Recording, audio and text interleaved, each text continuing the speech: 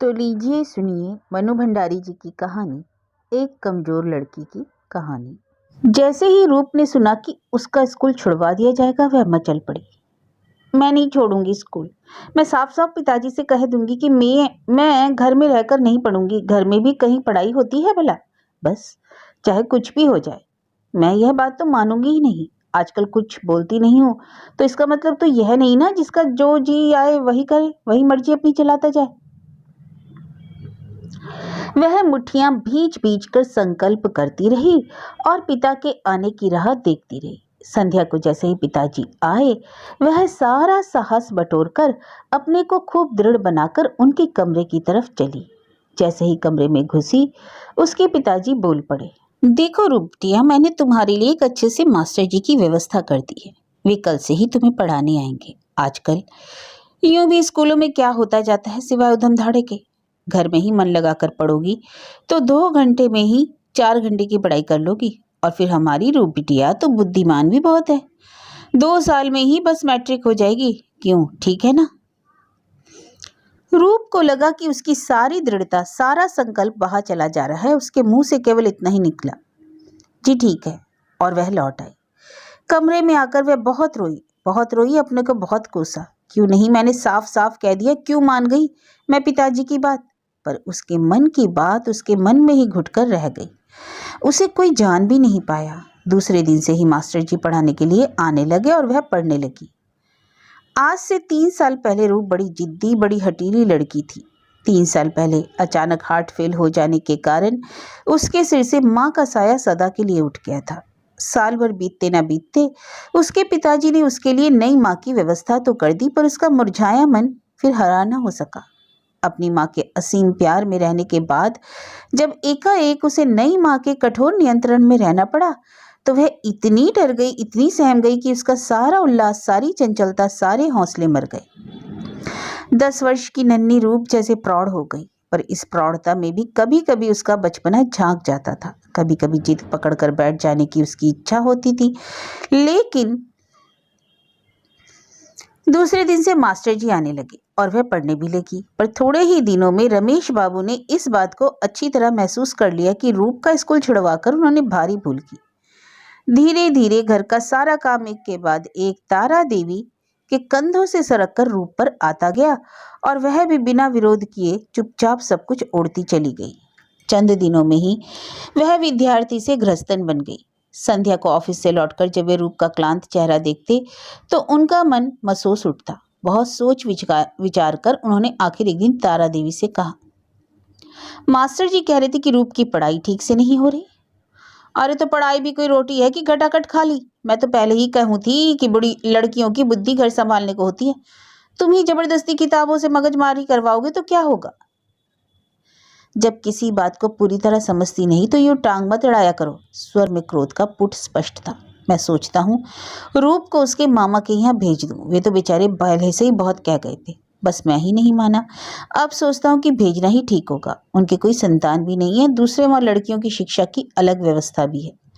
शहरी जीवन में रहेगी तो कुछ बनेगी नहीं, उसे तो अब भेजना ही होगा, ऐसे चलेगा नहीं।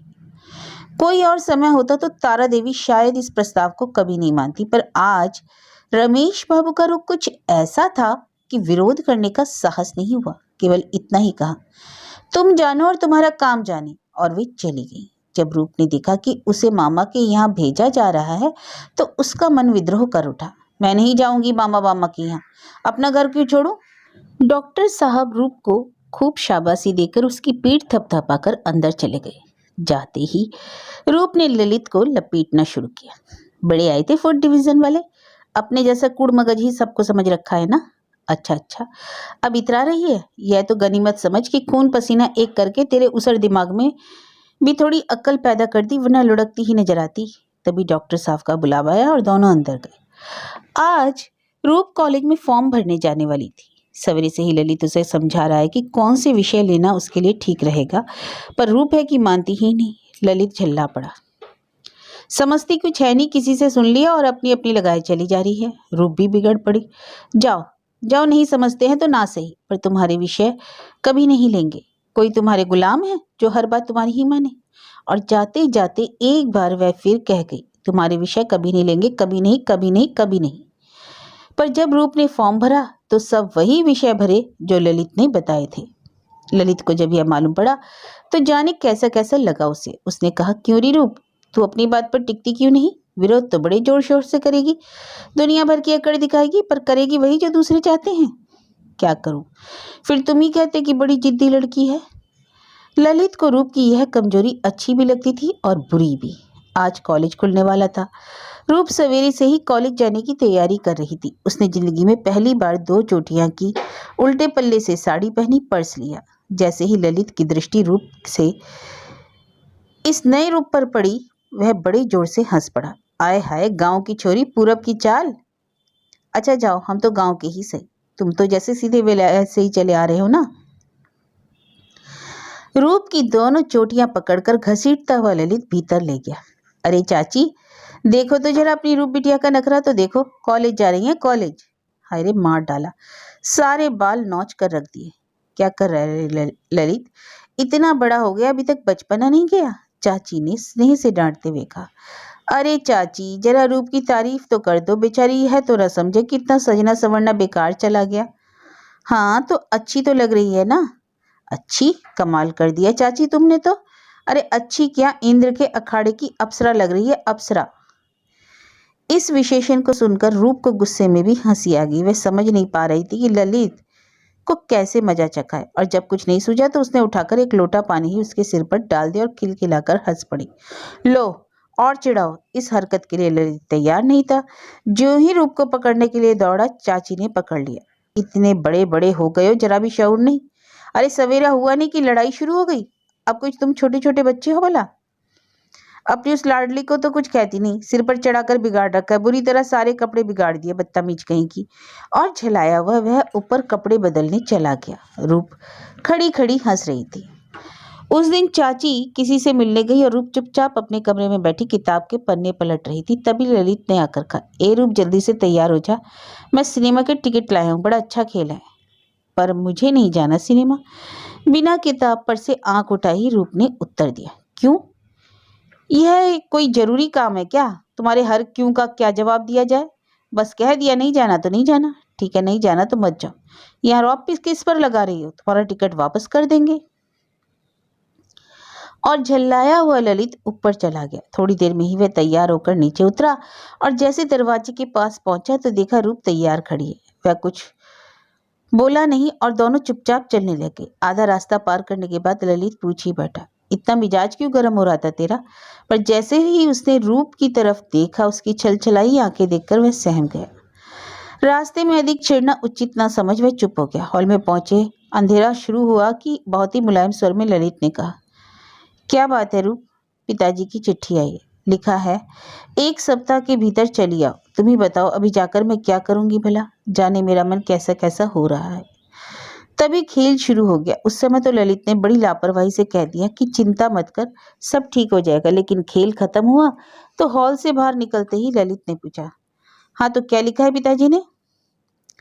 और तो कुछ नहीं लिखा, बस आने के लिए लिखा है। अब तू तो साफ लिख देना कि अभी नहीं आ सकती, कॉलेज की पढ़ाई है कि कोई तमाशा।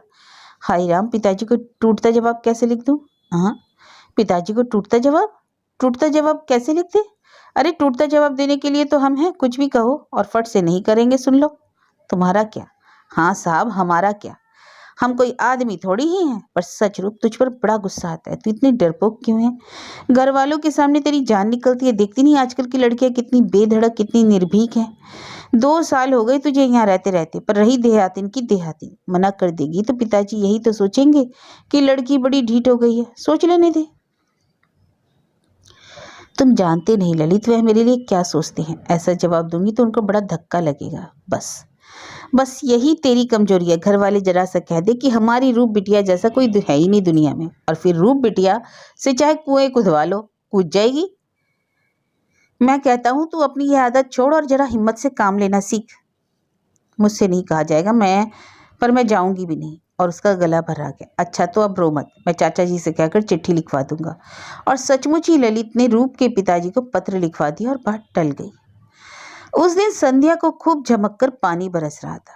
चाची पकौड़ी बना रही थी और रूप और ललित वहीं बैठकर खा रहे थे। ललित एक टक रूप के चेहरे को देख रहा था।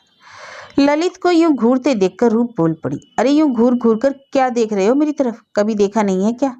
ललित ने कहा, सोचता हूँ चाची, जिसने इसका नाम रूप रखा होगा वह नामकरण विद्या में काफी अनाड़ी रहा होगा। इन देवी जी का नाम रूप हो, इससे बढ़कर नाम की और क्या विडंबना हो सकती है भला? चट से बोली रूप। मैं भी सोचती हूँ चाची, इनका नाम ललित किसने रखा? लालित्य तो इनके खोपड़ी के ऊपर से ही निकल गया। अच्छा, तो आपके भी पर निकल रहे हैं? देख रही हो चाची कैसी जीभ चलने लगी है? वह दिन भूल गई जब छुई मुई देहातिन के वेश में यहाँ आई थी? भूलेंगे क्यों, याद है, पर अपनी तो कहो। क्यों मामी, कैसा हुलिया था इनका जब तुम इन्हें अनाथ आश्रम से लाई थी? शायद मुंह की मक्खियां। वाक्य पूरा भी नहीं कर सकी थी कि ललित प्लेट और प्याला वहीं छोड़कर तमक कर ऊपर चला गया। घबराकर चाची बोली, अरे यह तूने क्या क्या डाला पगली, तू जानती नहीं इस बात से वह कितना दुखी हो जाता है। कितने ही सालों तक तो वह इस घर को किसी तरह भी अपना मानने को तैयार नहीं था। यह तो पिछले 5-6 वर्षों से ही वह हमारा बनकर रह रहा है। अब तू ही उसे मनाकर ला, जाते ही माफी मांग लेना। और उन्होंने चट से कढ़ाई उतार दी।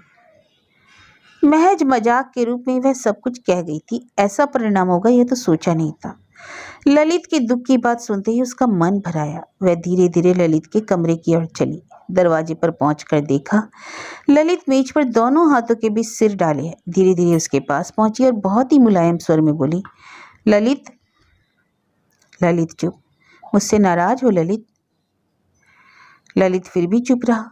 तुम्हारे दिल को चोट पहुंचाने का मेरा जरा भी इरादा नहीं था, सच मानना, मैंने यूं ही मजाक में कह दिया था। ललित चुप। आगे से ऐसे कभी नहीं होगा ललित, इस बार माफ कर दो। ललित चुप। एक बार भी माफ नहीं कर सकते ललित? तो मैं जाऊं?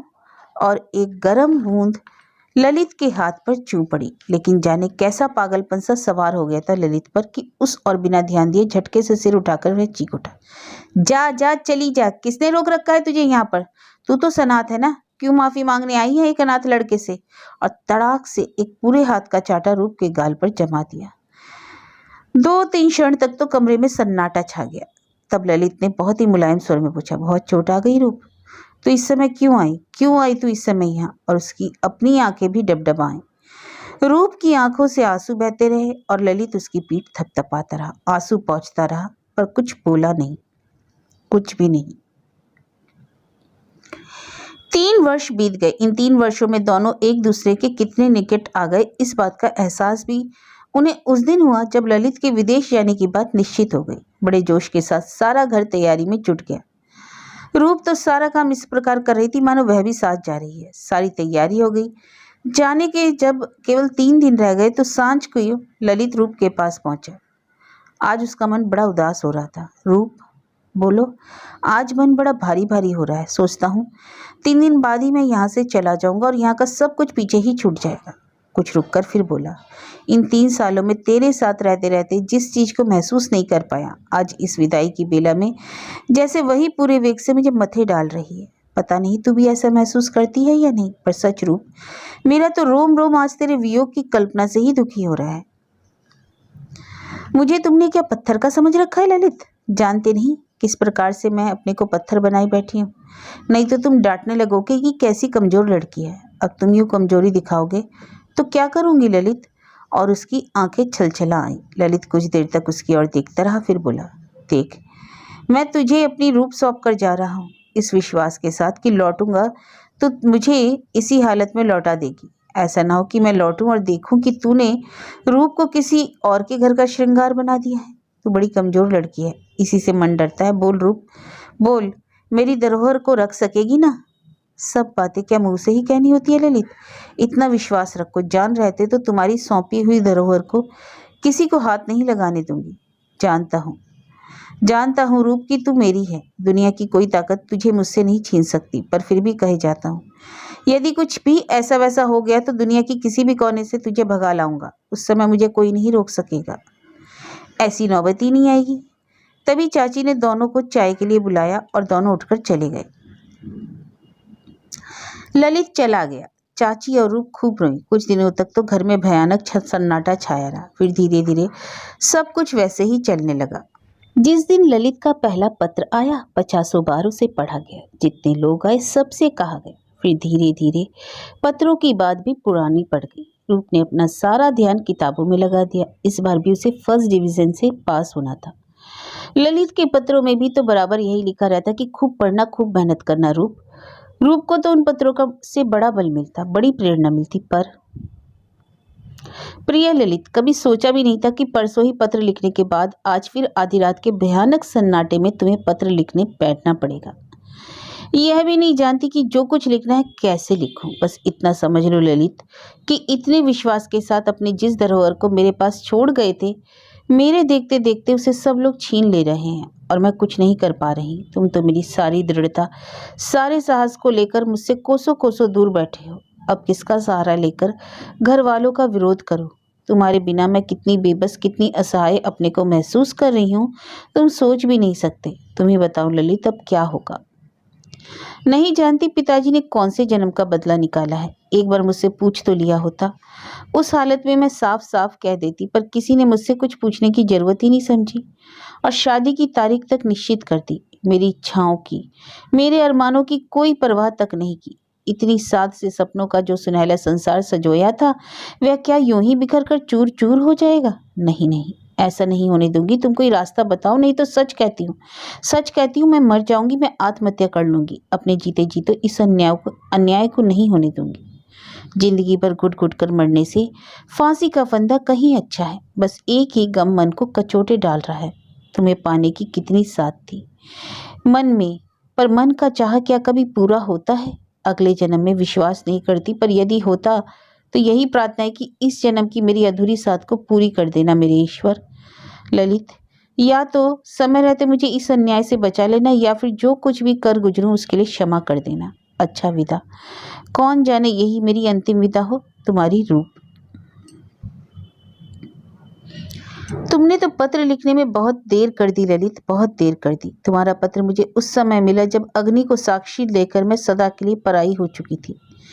4 दिन पहले ही यह पत्र मिला होता तो सोचती हूँ शायद इसी का सहारा लेकर कुछ कर सकती थी, पर आज तो इसका शब्द शब्द मेरे हृदय को मथे डाल रहा है। कितने जोश के साथ तुमने लिखा है कि यदि मैं कुछ नहीं कर सकी तो आत्महत्या कर लूंगी, मैं मर जाऊंगी, पर मैं मर भी ना सकी। तुम भी सोचते होंगे कि कितनी जाहिल लड़की है, पर नहीं जानती कि सब कुछ लुट जाने पर भी किसका मोह प्राणों को यूं अटकाए है। शायद मन की किसी अज्ञात कोने में तुमसे दंड पाने की लालसा छिपी बैठी है, जिसने मुझे मरने भी नहीं दिया। तुम्हारे साथ इतना बड़ा विश्वासघात करके बिना तुमसे उचित दंड पाए यदि मर भी जाती तो विश्वासघात की यह भावना क्या निरंतर मेरी आत्मा को सालती न रहती?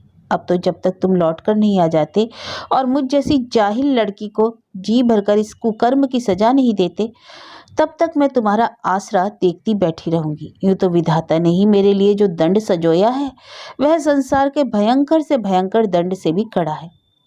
पर विधाता से भी बड़ी अपराधिनी तो मैं तुम्हारी हूँ। सो जब तक तुम्हारे दंड हाथों से दंड ना मिल जाए, मानो मरने का भी मुझे अधिकार नहीं। मैं तो अपनी कमजोरी का फल भोगूंगी ही, पर इस सारी बात से अकारण ही तुम्हें इतना दुखी होना पड़ेगा, यह सब सोच सोच कर ही मन बिधा जा रहा है। शायद अपात्र को प्यार करने से दुखी उठाना पड़ता है। अब मुझे भूल जाओ ललित, स्वप्न में भी मेरा ख्याल मत करना। जितनी उमंग, जितने उत्साह के साथ तुम्हारे प्यार को सहेजा, उसी उत्साह के साथ मन को जरा भी मलिन बनाए बिना मैं तुम्हारी उपेक्षा और भर्त्सना को भी अपने आंचल में समेट लूंगी। इतना विश्वास रखना, मुझ जैसी अनेक रूप तुम्हें मिल जाएंगी। अब और कुछ नहीं लिखूंगी ललित, अब लिखने को शेष रह ही क्या गया है भला। इस पत्र का उत्तर मत देना और यूं भी मुझे कभी पत्र मत लिखना। अपने जीवन के पिछले पृष्ठों से रूप का नाम धो पहुंचकर बिल्कुल साफ कर देना, जिससे मेरी अपवित्र छाया भी तुम्हारे सुनहले भविष्य को धूमिल न बना सके। इसी अनुरोध के साथ रूप। ललित, पूछती हूँ, मना करने पर भी तुमने पत्र क्यों लिखा मुझे? मेरे इतने से अनुरोध को भी रख नहीं सके? जानते तो हो मैं तो यूं ही बेहद कमजोर हूँ, फिर क्यों मेरी मिट्टी बिगाड़ने पर तुले हो? तुम भी औरों के साथ मिलकर सताने लगोगे तो किसका आसरा लेकर मैं जिंदा रहूंगी? यह तो सोचा होता। इतने ढेर सारे प्रश्न तुमने पूछ डाले, पर पूछती हूँ क्या करोगे यह सब जानकर? जिस लड़की ने तुम्हारे जीवन की सारी खुशियों को यूं अकारण ही बर्बाद कर डाला, आज भी उसके दुख सुख की चिंता से तुम त्रस्त हो। यह सब लिखने के बजाय यदि तुमने खूब भर्त्सना की होती, खूब फटकारा होता, तो मन की व्यथा कुछ तो घटती। पर तुम्हारा ये स्नेह मुझसे सहा नहीं जा रहा ललित। इन मेहंदी लगे हाथों से कैसे तुम अपनी बर्बादी की कथा लिखो। बस यही समझ लो, ये बहुत अच्छे हैं और मैं सुखी। एक छोटा सा शहर है और ये इसके नामी वकील काम में बहुत व्यस्त रहते हैं। यूं भी काफी साधु प्रकृति के पुरुष हैं। परिवार का कोई झंझट नहीं, घर में अकेली हूँ, साधनों का कोई अभाव नहीं। पर जिसकी सब साध ही मर गई हो, वह क्या इन साधन करेगी इन साधनों को लेकर। मेरे लिए बहुत सी पुस्तकें मंगा दी गई हैं, जिससे इस बड़े से घर में अकेली रहकर भी मेरा मन लगा रहे। पर कैसे बताऊं उन्हें कि जिसका मन ही मर गया हो, उसके मन लगने ना लगने का प्रश्न ही कहाँ उठता है भला। बस और जो है सब ठीक ही है। जिंदगी को घसीट रही हूँ या जिंदगी मुझे घसीट रही है, कुछ भी समझ लेना, एक ही बात है। अब भूल कर भी मुझे पत्र ना लिखना, हाथ जोड़कर मैं तुमसे यही प्रार्थना करती हूँ। रूप। उस दिन वकील साहब काम से जरा जल्दी ही लौट आए। रूप अपने कमरे में खड़ी शून्य दृष्टि से बाहर कुछ देख रही थी। उसकी आंखें लाल हो रही थी, मानो अभी अभी रोकर चुप हुई हो। वकील साहब ने रूप को इस हालत में देखा तो बहुत ही मुलायम स्वर में बोले, तुम्हारा मन शायद यहाँ लगता नहीं, बिल्कुल अकेली जो पड़ गई। ना हो तो तुम चौधरी साहब की पत्नी के यहाँ चली जाया करो, बड़ी मिलनसारी स्त्री हैं। वे तुम्हारा परिचय और लोगों से भी करवा देंगी। क्या करूं, मुझे तो जरा भी समय नहीं मिलता कि तुम्हें कहीं घुमाने फिराने को ही ले जाया करूं। नहीं नहीं, मेरा मन तो खूब लग जाता है, फिर ये किताबें भी हैं, देख रहा हूँ। इधर तुम कुछ दुबली भी हो रही हो, अपनी चिंता अपने आप ही करा करो, समझी। आप व्यर्थ चिंता करें, मैं बिल्कुल अच्छी हूँ। अच्छा देखो, आज शायद मुझे लौटने में देर हो जाए, तो तुम मेरे लिए बैठी ना रहना, खा पी लेना। इंतजार करने की जरा भी जरूरत नहीं। क्या करूं, काम को जितना हल्का करने की सोचता हूँ उतना ही बढ़ता जाता है। यह सोचकर कि वकील साहब देर से लौटेंगे, रूप बिना खाई पुस्तक पढ़ने बैठ गई। पर तभी उसे वकील साहब का स्वर सुनाई पड़ा। अरे सुनती हो, तुम्हारे मैके से कौन आए हैं। मैके का नाम सुनते ही रूप झपट कर बाहर निकली। देखा कि सामने ललित खड़ा था। उसके पैर जहां के तहां रुक गए, नजरें नीचे झुक गई। वकील साहब बड़ी जल्दी में थे। देखो, तुम इनके नहाने धोने की खाने की व्यवस्था करो, मुझे बड़ी जल्दी है। कोशिश तो यही करूंगा कि खाने के समय लौट आऊं, नहीं तो तुम इन्हें अच्छी तरह खिला देना। और जिस व्यस्तता से वे आए थे उसी व्यस्तता से चले भी गए। ललित और रूप दोनों आमने सामने खड़े थे। दोनों के मन में तूफान मचल रहे थे, पर कोई कुछ बोल नहीं पा रहा था। आखिर ललित ने ही पूछा, कैसी हो रूप। अच्छी ही हूँ, एक छोटा सा उत्तर देकर वह उसके नहाने खाने की व्यवस्था करने के लिए चली गई। नहा धोकर जब ललित तैयार हो गया तो रूप ने पूछा, आपके लिए खाना लगा दूं। मैं, आप कब से हो गया रूप, इतना परायापन तो न बरतो, नहीं तो यहाँ रहना भी मुश्किल हो जाएगा। वकील साहब क्या बहुत देर से आएंगे। उनका कुछ ठीक नहीं है, देर हो सकती। अच्छा तो मुझे खाना दे दो। पर उसने जब सामने एक ही थाली देखी तो पूछा, और तुम। मैं बाद में खाऊंगी। वकील साहब के साथ नहीं, सबके बाद। पर अकेले तो मुझसे नहीं खाया जाता, तुम बैठी रहो और मैं खाऊं, यह कैसे हो सकता है। ले जाओ थाली, मैं भी पीछे ही खा लूंगा। ललित ने सारी बात इस ढंग से कही थी कि रूप की आंखों में सावन भादों की घटाएं उमड़ आई। थाली परोसने के बहाने वह अंदर चली गई, फिर खूब अच्छी तरह मुंह धोकर बाहर निकली। पर ललित कोई नादान बच्चा तो नहीं था। दोनों चुपचाप खाने बैठे। रूप की आंखें बार बार भर आती थी। आज सवेरे ही उपन्यास की घटना ने उसके हृदय के किसी कोमल स्थल को बुरी तरह कचोट डाला था। वह किसी प्रकार भी अपने पर काबू नहीं कर पा रही थी। उस पर ललित का आगमन बिना कारण ही बार बार आंखें भर आने की सफाई देते हुए रूप बोली, पता नहीं मेरी ये आंखें आजकल बड़ी खराब हो चली हैं, थोड़ी थोड़ी देर में पानी गिरने लगता है। जिस दिन जरा सा पढ़ लेती हूँ उस दिन हालत तो और भी खराब हो जाती है। ललित मुस्कुराया। आंखों के बारे में जो नवीन खोजें हुई हैं उसका तुम्हें पता है। एकाएक दिल पर कोई चोट लगने से आंखों से पानी बहने लगता है। आंखों का सीधा संबंध हृदय से बताया गया है। मेरे आने से तुम्हारे हृदय को भी कहीं, जिस आवेग को रूप इतने प्रयत्न से रुके हुए थे वह फूट पड़ा। रूप झपट कर अंदर चली गई और ललित को लगा बड़े बेमय की बात कह दी उसने। 2 दिन तक ललित ने देखा रूप जैसे उसे कन्नी काटती है। वकील साहब तो सवेरे से रात 9 बजे तक घर के बाहर रहते हैं। वह रूप से अनेक बातें कर सकता है, पर वह आती ही नहीं। आखिर एक दिन उसने रूप को बुलाकर बिठा ही लिया। बड़ी व्यस्त रहती हो क्या, क्या बात करने का समय नहीं निकाल सकती। नहीं तो, छोटा सा उत्तर था रूप का। वकील साहब तो बड़े व्यस्त रहते हैं, तुम आखिर सारे दिन करती क्या रहती हो?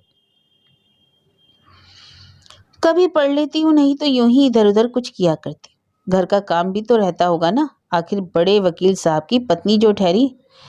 एक बार रूप ने ललित की ओर देखा। उन बुझी बुझी आंखों की दृष्टि में जाने ऐसा क्या था कि ललित का कलेजा बिंध गया। फिर भी वह कहता ही गया, बड़े शानदार मकान में रहती हो, ढेर सारे नौकर चाकर, बड़ा सा बागीचा, फिर परिवार का भी कोई झंझट नहीं। बस लगता है ठाठ है तुम्हारे तो। दुनिया में एक तुम ही तो रह गए हो ताने सुनाने को। जी भरकर सुना लो, यदि इसी से तुम्हें तसल्ली मिलती हो तो मैं सब सह लूंगी। और रूप फफक फफक कर रो पड़ी।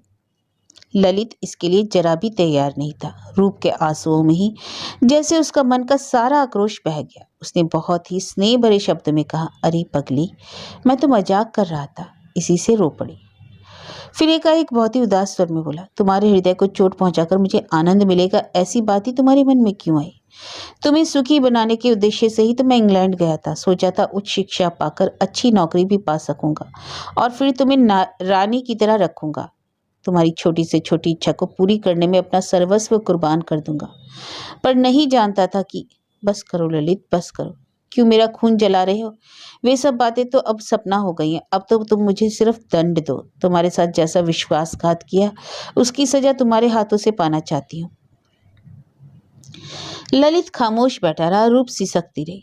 तुम सुखी होती तो मैं अपने कलेजे पर पत्थर रख लेता, पर तुम्हारी हालत देखकर तो मेरा मन महसूस उठता है। इस तरह सिसक कर कैसे तुम अपनी जिंदगी बिताओगी? बोलो तो जरा। अब मेरी किस्मत में तो रोना ही लिखा है। बचपन में माँ मर गई, तुम्हारा प्यार मिला तो वह भी छीन लिया गया। तुम्हें बताओ बताओ, अब मैं किस बात पर हंसूं? किस्मत विस्मत सब बेकार की बातें हैं। आदमी चाहे तो अपनी किस्मत को बदल सकता है। कुछ देर चुप रहकर ललित फिर बोला, मेरी बात मानो तो आज भी सुखी हो सकती हो तुम। जिन बीती बातों को तुम सपना समझ रही हो वे आज भी सच हो सकती हैं। रूप की आंखों में प्रश्नवाचक चिन्ह साकार हो उठा। तुम मेरे साथ भाग चलो रूप, अभी कुछ नहीं बिगड़ा है। रूप की आंखें फटी की फटी रह गई। तुम सुन रही हो ना मैं क्या कह रहा हूँ? मुझे नौकरी मिल गई, मैंने मकान ले लिया है, बहुत मजे में हम लोग रहेंगे। यह तुम क्या कह रहे हो ललित? जानते हो मेरी मांग में किसी और के सुहाग का सिंदूर है? अग्नि की साख को साक्षी देकर मैं उनकी हो चुकी हूँ। यह सब बकवास है, थोती बातें। जानती हो जाते समय मैं कह गया था ना कि यदि कुछ भी हो गया तो मैं दुनिया के किसी भी कोने से भगा कर ले आऊंगा। समझ लो मैं इसी उद्देश्य से यहाँ आया हूँ। मेरे पीछे जो जिसके मन में आया उसने किया। अब जो मेरी मर्जी होगी मैं करूंगा और तुमको मेरा साथ देना ही होगा रूप, देना ही होगा। आवेश से ललित का स्वर कांप रहा था। यह सब कैसे हो सकता है? कैसी पागलपन की बातें तुम कर रहे हो? पिताजी सुनेंगे तो क्या कहेंगे? सारी दुनिया सुनेगी तो क्या सोचेगी? ऐसा भी कहीं हुआ है आज तक? जहन्नुम में गई दुनिया और जहन्नुम में गए तुम्हारे पिताजी। पिताजी को बिटिया इतनी ही दुलारी होती है ना तो कुएं में ना धकेल देते। तुम्हें पिताजी की भावनाओं का ख्याल है, दुनिया भर का ख्याल है, पर मेरे अरमानों मेरी तमन्नाओं का कुछ ख्याल नहीं। मानो मैं आदमी नहीं, मिट्टी का लौंदा हूँ। तुम मुझसे दंड चाहती हो ना, तो समझ लो मैं यह दंड तुम्हें देना चाहता हूँ। मैं तुम्हें ले जाना चाहता हूँ, भगा कर ले जाना चाहता हूँ। और उसका आवेश बढ़ता जा रहा था। नहीं नहीं ललित, इतना बड़ा दंड मुझे मत दो। यह सब मुझसे नहीं होगा, मुझसे कभी नहीं होगा। वह रूप सिसकती रही। बड़े स्नेह से रूप के बालों में उंगलियां फेरते हुए ललित ने कहा, समझ लो, समझ से काम लो रूप। यह जिंदगी यूं ही मिट्टी में मिला देने की वस्तु नहीं। फिर तेरे मन की हालत मैं तुझसे अधिक जानता हूँ। क्यों व्यर्थ में अपने को झुटलाने की कोशिश कर रही है? मेरी बात मान जा। नहीं ललित, यह मुझसे किसी भी तरह नहीं होगा। बहुत ही बुझे हुए स्वर में ललित बोला, अच्छा नहीं होगा तो नहीं सही। फिर एक क्षण चुप होकर बोला, बड़ी आस लेकर यहाँ आया था रूप, जाने क्यों तू जीवन की सबसे बड़ा दाव हार गई। फिर भी मेरा मन निराश नहीं हुआ। सोचता था अपनी रूप को तो जिस क्षण चाहूंगा ले आऊंगा। बड़ा भरोसा था तुझ पर। लगता है आज सारे आसरे ही टूट गए। अब तुझे अधिक परेशान नहीं करूंगा, मैं लौट जाऊंगा। इतना तो बता दे रूप कि मैं रहूंगा कैसे? कैसे कैसे अपने दिन गुजारूंगा? तो चुप क्यों है, बोलती क्यों नहीं? उस हारे हुए जुआरी की तरह ललित ने सिर अपनी बाहों में छुपा लिया। रोते रोते रूप बोली, क्या बोलूं? तुम जो कहोगे वही करूंगी ललित, वही करूंगी। पूरे सप्ताह भर तक ललित रूप के मन को दृढ़ बनाता रहा। विदेश की स्त्रियों की स्वतंत्रता की बातें, तलाक, प्रेम और विवाह की बातें बताकर उसने उसे पूरी तरह समझा दिया कि जो कुछ भी वे करने जा रहे हैं वह किसी की दृष्टि से अनुचित नहीं है। और रूप ने भी अपने आप को पूरी तरह तैयार कर लिया, खूब दृढ़ बना लिया। भविष्य के सुनहरे स्वप्न उसके हौसलों को बढ़ावा देते और ललित की स्नेह सिक्त बातें इस धमघोटू वातावरण का को छोड़ भागने की ललक पैदा कर देती। 7वें दिन ललित ने कहा, अच्छा रूप, कल रात को हम लोग चल देंगे। मैं सवेरे ही यहाँ से विदा लेकर धर्मशाला में जा टिकूंगा। तुम रात 12 बजे के करीब स्टेशन रोड वाले चबूतरे पर मिलोगी, समझी? डरोगी तो नहीं? डरूंगी क्यों? सच कहती हूँ ललित, तुम सामने रहते हो तो ना जाने कहाँ से जोर आ जाता है। तुम इंग्लैंड न गए होते तो यह इतनी बड़ी ट्रेजेडी ही नहीं होती। तुम्हारे साथ तो मैं दुनिया की बड़ी से बड़ी ताकत से भी लड़ सकती हूँ। जाने तुम्हारी सूरत में ऐसी कौन सी प्रेरक शक्ति है? अच्छा, बड़ी बड़ी बातें ना बना। अब तू कुछ भी कह, मेरा मन ना जाने क्यों तुझे लेकर अभी भी आश्वस्त नहीं हो पाता। तू बड़ी कमजोर है। नहीं ललित, तुमसे दूर रहकर ही मैं कमजोर रहती हूँ। डरो मत, एक बार कमजोरी का फल भुगत चुकी हूँ, उससे जन्म भर के लिए सबक मिल गया। और सच पूछो तो जिस बात को पहले मैं स्वयं ही नहीं जानती थी कि अब जान पाई हूँ। लिखने को मैंने चाहे तुम्हें लिख दिया कि तुमसे दंड पाने की प्रतीक्षा में बैठी रहूंगी, पर सच पूछो तो मन में कोई और ही साथ थी। जाने क्यों अनजाने ही मेरा मन यह आशा लगाए बैठा था कि तुम्हारे आते ही जैसे मेरे सारे दुख दूर हो जाएंगे। तुम मुझे इन झूठे बंधनों से मुक्ति दिला दोगे। सोचती हूँ यदि तुम आकर यूं ही चले जाते तो शायद मेरी जीवन की सबसे बड़ी निराशा होती, सबसे बड़ा आघात होता। तो अब डरेगी तो नहीं ना? निश्चिंत हो जाऊं? अरे ललित के रहते रूप किसी से नहीं डरती। दूसरे दिन सवेरे ही ललित वकील साहब और रूप से विदा लेकर नौकर चाकरों को बख्शीश देकर विदा हो गया। रूप ने बड़े ही स्वाभाविक ढंग से उसे विदा किया। भविष्य के सपने देखते देखते रूप ने सारा दिन बिता दिया। कभी कभी मधुर कल्पनाएं उसके मन को मतवाला बना देती, तो भी पिताजी, वकील साहब, नई माँ के क्रोधित चेहरे उसके मन को कपा देते। संध्या को वह उठी और एक अटैची में उसने 2-4 जोड़ी जरूरी कपड़े और कुछ रुपए रखे। यूं तो अपने को वह भरसक स्वाभाविक बनाए रखने की कोशिश कर रही थी, फिर भी आज घर की प्रत्येक हरकत को वह बड़ी चौकन्नी होकर देख रही थी। नौकर चाकर कहीं उसके विषय में ही तो बात नहीं कर रहे। इसी प्रकार 9 बज गए। वकील साहब नहीं लौटे। उसका मन अनेक प्रकार की आशंकाओं से भरने लगा। 9:30 बजे फिर भी नहीं आए। अब तो उसका दिल बुरी तरह धड़कने लगा। कहीं किसी ने ललित को तो नहीं देख लिया। वह ख्याल आते ही वह ऊपर से नीचे तक कांप उठती। समय के साथ साथ उसके दिल की धड़कनें बढ़ती गई। तभी वकील साहब आए। उसने पूछा, बड़ी देर कर दीजिए आपने आज? उसका स्वर कांप रहा था। नहीं, आज एक बड़ा पुराना मित्र मिल गया, उसी से बात करने में देरी हो गई। अपने आप को स्वाभाविक बनाए रखने के लिए रूप जल्दी जल्दी खाना परोसने लगी। उसका हाथ कांप रहा था और वकील साहब बोले चले जा रहे थे। बड़ी मुसीबत में था बेचारा। उसकी स्त्री अपने किसी आशिक के साथ भाग गई। रूप का चेहरा फक, उसका हाथ जहां का तहां रुक गया। मुझसे सलाह लेना चाहते थे कि क्या किया जाए। मैंने साफ कह दिया, कानूनी कार्यवाही करो, पर उनका कहना था कि पढ़ी लिखी लड़की है, कानून की जोर से उसे अपना नहीं बनाया जा सकता। कपड़े बदलने का काम खत्म करके वकील साहब कुर्सी पर आ डटे। रूप के पैर बुरी तरह लड़खड़ा रहे थे और वकील साहब अपनी ही धुन में भूले जा रहे थे। मैंने तो साफ कह दिया, पढ़ी लिखी है तो सिर पर बिठाओ। पढ़ी लिखी है, पढ़ी लिखी है। अरे पढ़ी लिखी तो तुम भी हो। भागने की बात तो दूर ही, 2 साल हो गए। मुझे याद नहीं पड़ता कि तुमने कभी आंख उठाकर किसी पुरुष से कभी बात भी की है। यह भी कोई बात हुई भला? रात का 1 बजा था। रूप की आंखों से एक एक करके आंसू टपकते जा रहे थे और उसके सूटकेस से एक एक करके कपड़े बाहर निकलते जा रहे थे।